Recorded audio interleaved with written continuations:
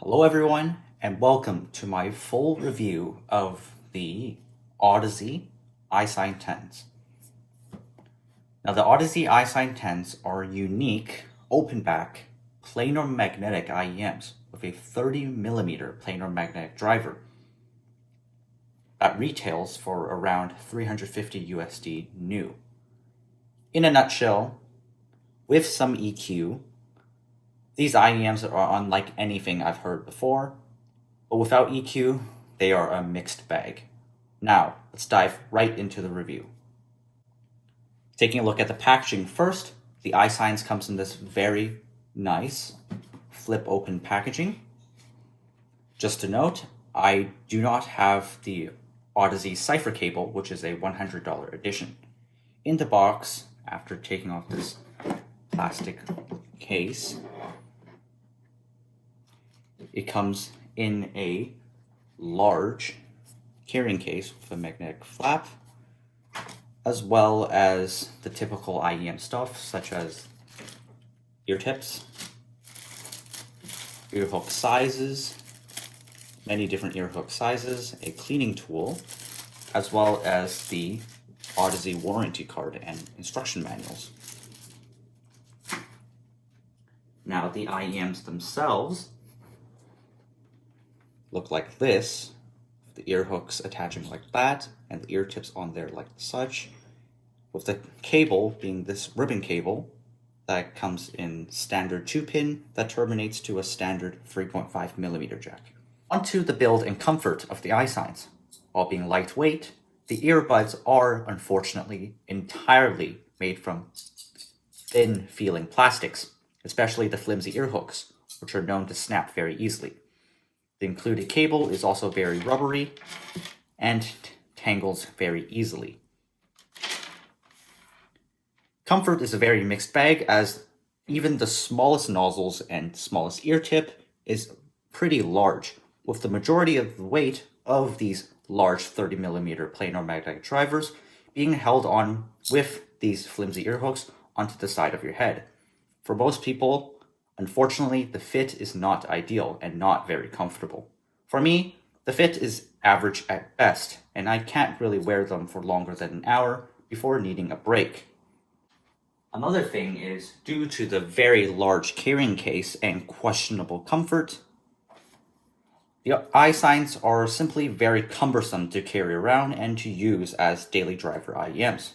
Additionally, because of its open back nature, the iSINE lets basically all external sounds come in with no external noise isolation.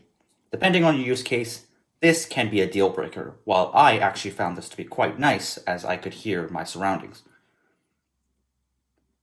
Additionally, these IEMs are huge and they look pretty weird in public, so you might actually catch a few glances if you're worried about that. Moving on to power. Now, the iSINE have an impedance of 16 ohms into 100 decibels per milliwatt. This means that it is very easy to power. For testing and the majority of my listening, I've been just using a simple Apple dongle straight into my phone, as well as a desktop amplifier such as the Topping A90 on low gain through single-ended. All of my music was streamed through Tidal Hi-Fi Plus from my laptop, and from my experiences, I couldn't really hear much of a difference from these higher-end desktop amps, rather than just plugging them straight into my phone. Finally, onto the sound. As always, starting off with the bass, taking a look at the frequency response graph provided by Critical, you can see that the bass is linear and flat, all the way down from the mid-bass to the sub-bass. While this might look good on the graph, in my listening experience, without a bump in the sub-bass, the iSINE are definitely lacking impact in the low end. However, bass sounds very characteristic of planars, being very fast, accurate, and detailed, but very flat and boring at times.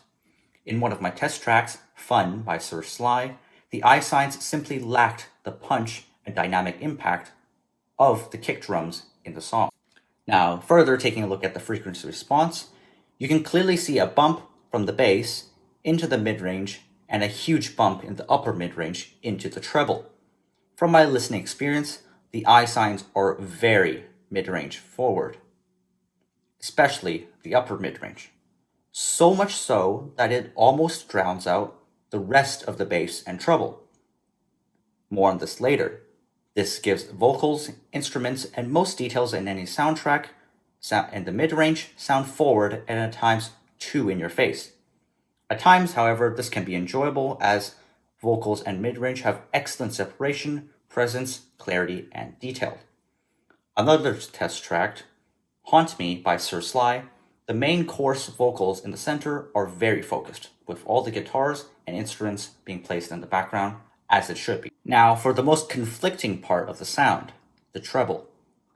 Taking a look at the frequency response, once again, there is simply just a massive cavern of missing treble around 3 to 5K that drops off drastically from the upper mid-range. This cavern of missing treble then sharply elevates back to a peak around 7 to 6K. From my listening experience, most of the treble, except for higher pitched cymbals and synthetic instruments on the iSINEs, were basically non-existent. This gives the iSINE a shimmery sound, with the top end being very apparent apart from the rest of the recessed treble. This sounds very similar to older Audeze planar magnetic headphones, with the treble being very dark. In another one of my test tracks, And Run by Sir Sly, the dynamic guitars, cymbals, and synthesized notes in the beginning and chorus simply sound lifeless and not as dynamic as I expected it to be. On to soundstage imaging. The soundstage imaging on the iSINEs is truly unique. Aside from the typical left and right soundstaging, the stage of the iSINE sounds very tall and large, almost like open back headphones, which is something I've never heard before, even from some higher end IEMs. This uniqueness and the scale of the soundstage makes music sound grand and open when needed. The imaging of the iSINE, characteristic of planars, is also excellent.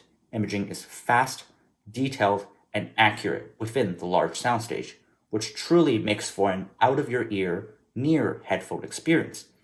Now on to the final aspects of the sound, such as timbre and overall resolution. The iSINE timbre is very reminiscent of most full-size planar magnetic headphones, like the LCD-X. Although being very detailed and fast, it gives an almost overly detailed and artificial timbre to the sound. Additionally, due to the wonky treble, it also gives the characteristic kind of like a metal sheen and sharpness to the treble. While some may find this to be very detailed, I personally found it to be fatiguing after long periods of listening.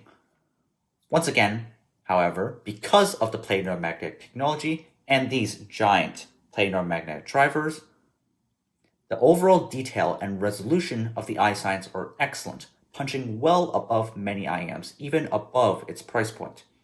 The iSINE truly does sound like a pair of mini LCD-X in your pocket.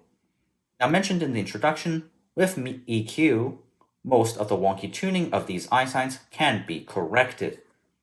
In my EQ using Audeze's own software, I simply corrected the large dip in the treble and elevated the sub-bass a little bit. With these few minor decibel corrections, the Audeze's iSINE's sound, with its technicalities, truly come to life. Now onto the comparisons.